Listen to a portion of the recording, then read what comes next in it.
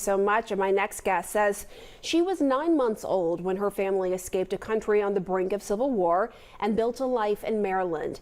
Krish O'Mara Vignarajah joins us now. She is the president and CEO of Lutheran Immigration and Refugee Service, and she previously served in the Obama White House as policy director for First Lady Michelle Obama and at the State Department. Krish, thanks so much for joining us. We appreciate it. So I want to go to this tweet that you put out saying, "Nobody wins in the cruelty contest between DeSantis, Ducey, and Abbott. Asylum seekers, including children, legally crossing the border, had to flee the only home they've ever known. Shame on all those who would exploit vulnerable migrants for naked political theater."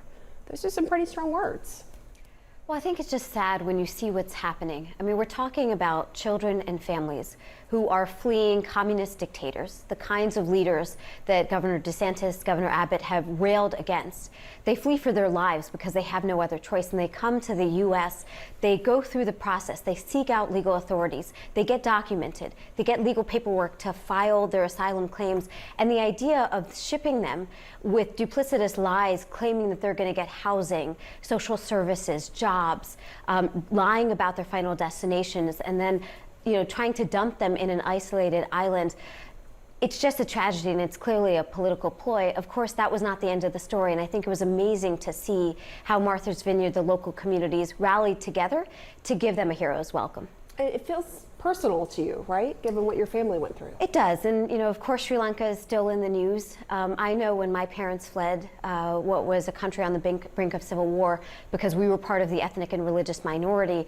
They fled when I was 9 months old. My brother was 3. They didn't feel like they had a choice. They fled for the same reason parents flee, because they want to protect their children and they want to give them a better life. Texas Governor Abbott is defending the migrant relocations. He said they were not misled. Let's listen. Everybody that Texas has moved, they signed an authorization to go to the destination that we drove them to. And so there's been 0 people that Texas has misled. So he says 0 people were misled by Texas. Do you believe him? Based on the accounts that we've heard from the migrants, whether they were going to D.C. or to Martha's Vineyard, it doesn't seem accurate what he is suggesting. Some of these folks actually have legal cases where they need to show up in Texas in a month's time. It's clear that they don't, they sign these forms because they are hopeful that there's going to be services when they arrive, but they're arriving and they're just dumped on the side of the road with nothing because they're fleeing these countries, taking months-long journeys, and all they have are the clothes on their backs. What do you say to conservatives who say, look, call it what you want, you can call it a stunt, but the overall purpose here is for blue states to understand what red states are going through with overwhelmed communities at the border, and hopefully they will finally do something about the border crisis now? What do you say to them? I agree that immigration is a federal issue and it does require a national solution. No single state can solve immigration alone. But I think it's important to understand what they're doing. They're creating a crisis where one doesn't exist. There's infrastructure. My organization, for example, serves asylum seekers in Texas, Arizona, New Mexico. We're not overrun by asylum seekers there. What they're doing, and especially we saw it in Martha's Vineyard, is they're taking people from places where there's existing infrastructure and sending them to places where there's not, with no advance notice, because they hope those communities will get flat-footed. And I think the final thing I would say is, look, this is a time where the U.S. should take advantage of the fact that people risk their lives to come here. We pay a price premium, whether it's inflation, whether it's the 11.2 million jobs that are going unfilled, because last year we had the lowest rate of immigration to the country since 2010. We're hurting ourselves in these political shenanigans. The White House has held meetings about this, trying to figure out what to do, how to handle it. If this is getting the attention of the White House the way it is, are you concerned that this will only fuel these efforts by these conservative governors?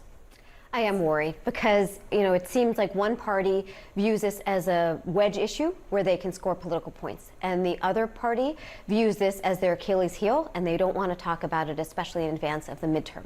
And the problem is that the reality, what we're seeing at the southern border and otherwise, it's not going to go away.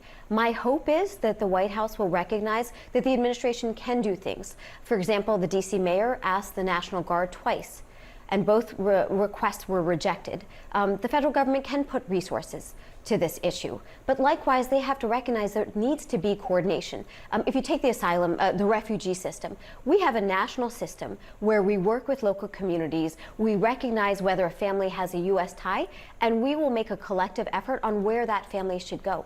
But with the asylum system, it's ad hoc, and there's no reason for why the federal government, but also Congress, need to play a role.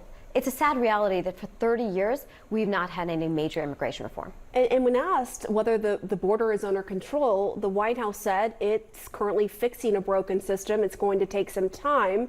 That's what we heard from the White House press secretary. But the bottom line is the immigration system is broken. It has been broken for a long time. What is it going to take to fix it? A miracle? I think maybe what gives me hope is less than 10 years ago, thanks to the leadership of the Gang of Eight, we were actually able to get 68 votes in the Senate for real immigration reform. That wasn't that long ago.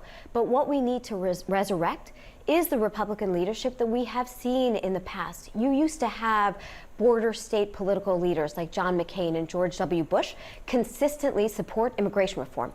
That's what we need to see today. And we also need to see President Biden recognize that immigration is the strength of our country. It's not an issue to shirk away from. And just as we've seen bold action on climate crisis, on infrastructure, that's what we need to see on immigration. All right, Krish, thank you so much for coming on, sharing your perspective. Thanks for having me.